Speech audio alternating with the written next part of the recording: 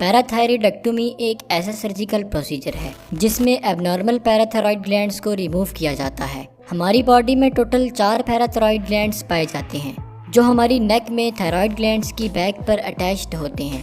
Parathyroid glands एक hormone produce करते हैं जिसे पैराथायरॉयड हार्मोन यानी PTH कहा जाता है।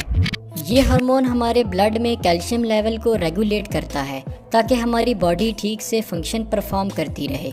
पैराथायरॉयडेक्टोमी क्यों परफॉर्म की जाती है?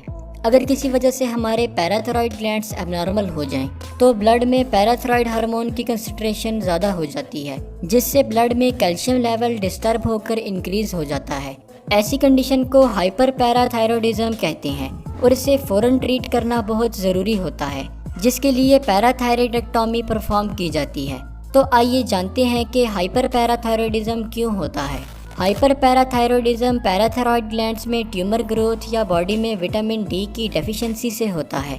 अगर पैराथायरॉयड ग्लैंड्स में ट्यूमर ग्रो कर जाए तो ये PTH हार्मोन की ओवर प्रोडक्शन शुरू कर देता है जिसे हाइपर पैराथायरॉयडिज्म कहते हैं और इस कंडीशन से ब्लड में कैल्शियम लेवल इंक्रीज हो जाता है।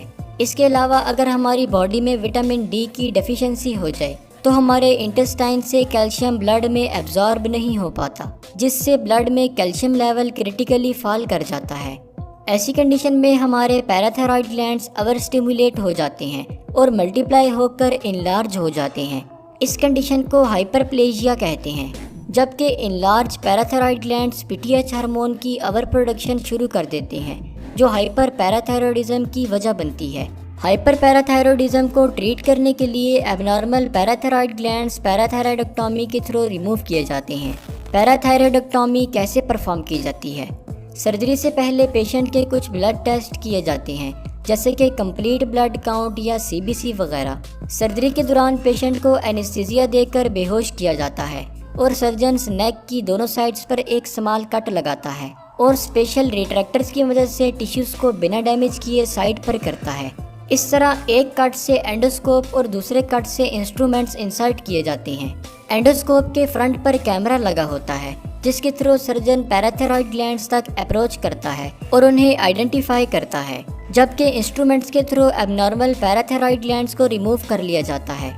सर्जरी के बाद स्किन की इंटरनल लेयर जिसे सबक्यूटेनियस लेयर कहते हैं उसे टांका लगाया जाता है और टॉप स्किन लेयर को सर्जिकल ग्लू की मदद से अपनी जगह पर फिक्स किया जाता है। पैराथायरॉयडेक्टोमी अक्सर आउट पेशेंट सेटिंग्स में की जाती हैं, मतलब कि पेशेंट को सेम डे ही सर्जरी के 2-3 घंटों बाद डिस्चार्ज कर दिया जाता है।